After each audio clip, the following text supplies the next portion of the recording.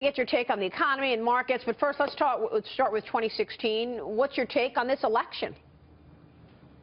Well, I think it's clearly the most exciting election and in some ways the most terrifying one, because this is the first time I can remember the American public expressing genuine dissatisfaction with everything that's going on. That's right. And I think that's what explains on both sides some unusual candidates surfacing. Well, that's the truth, because Bernie Sanders and Donald Trump are both hitting and resonating or tapping into this anger that you talk about. What are people most upset about?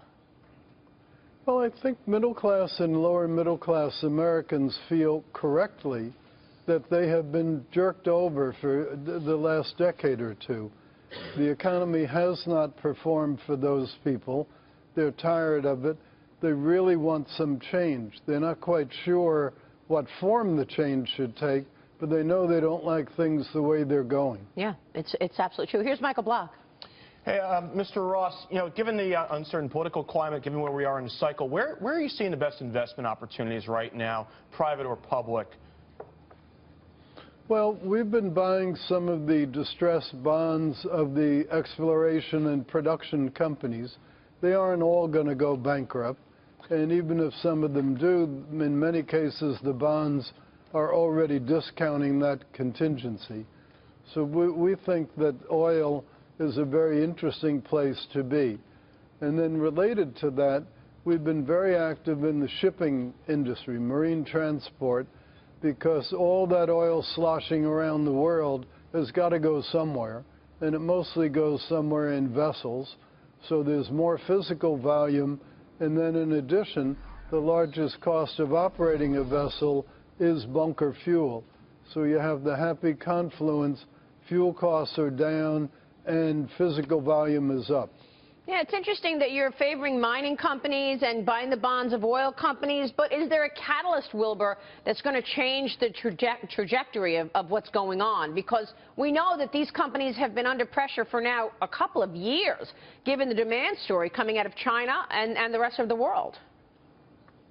Right. Well, mining and oil are very different. Steel production in China, for example, declined by almost 3% last year, whereas their imports of oil were up 8.8%. And there's a reason for the difference. At the beginning of last year, China had about 250 million cars on the road. They added 24 million cars just last year.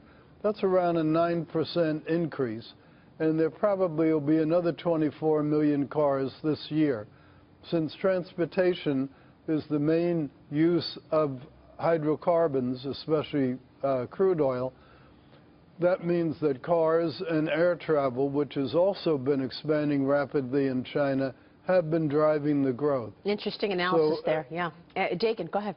Wilbur, and this is something that we've been talking about for days now and we'll surely talk about for months to come. How much do you think of what's going on in the race for the White House and the rhetoric and even some of the policy proposals, how much of that is causing inertia, if not paralysis, among corporations and even investors in how they commit money right now? Well, business people like certainty. Businesses can adjust to good news, they can adjust to bad news. What they have a tough time dealing with is uncertainty. And geopolitically, not just in the U.S., there's uncertainty in every single country. UK is thinking about getting out of the EU. Spain is having trouble forming a government. Italy has great internal controversy. You go around the map, it's not just the U.S., it's practically every place is having political uncertainty. And given the extremely important role that government now plays in business, that's creating problems in and of itself. Wilbur, I think of you as a real commodities expert. You mentioned oil. Can you talk otherwise about what you see the commodities complex doing in the coming years? Are there any forces that would push prices up? Yes, I think the fundamental problem is that the metals and mining companies geared up for a growth rate in China that just isn't going to exist. They were built on the theory that China would grow at 8 or 9% or some such thing. And while the reported figures are 6.9, we believe the real growth in China is probably at best 4%. So what's going to happen is the metals and mining people are going to have to continue cutting back their production. They've geared up for a demand component that simply isn't going to be there. Yeah, so really. Once it gets back in balance, prices will be okay. Yep. Wilbur, we've got Georgette Mosbacher on set today, and I want to get your take on the international story, in particular Europe, Wilbur. But Georgette, you're just back from London. Do you have a sense of what's happening on the real economy? Well, I'll tell you, just coming back from London, they are very concerned about the election because obviously they feel as the U.S. goes, so does the rest of the world.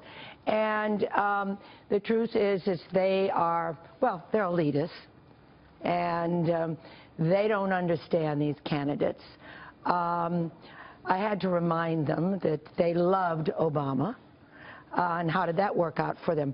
But with the turmoil in the EU and the cracks that they're seeing in the EU, and they're really nervous about that. It looks like the whole global economy, they're worried it's going to spill over, and if the United States doesn't elect a president that can kind of stabilize and get what Wilbur was saying, doesn't make us feel secure. Right, and growth. They are concerned that they don't see any path for their growth.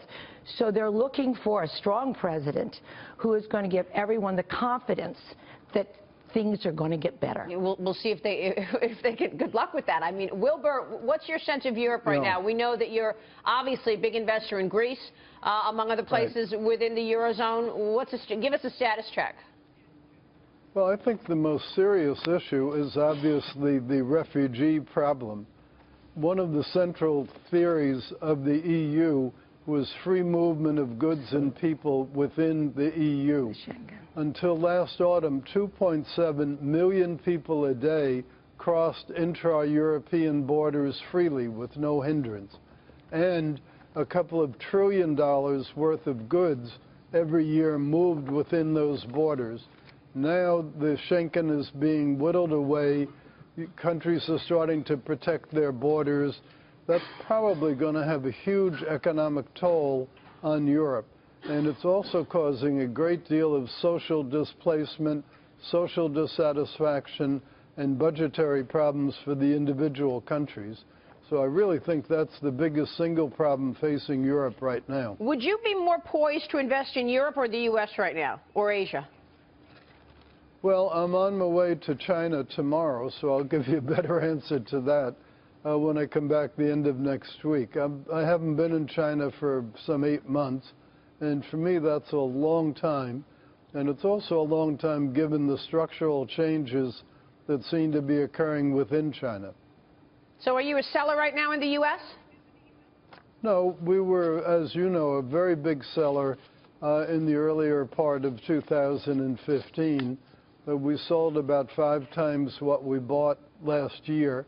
Not so much because we thought the world was coming to an end, but just things seemed a bit toppy, and we have been very concerned about this geopolitical problem.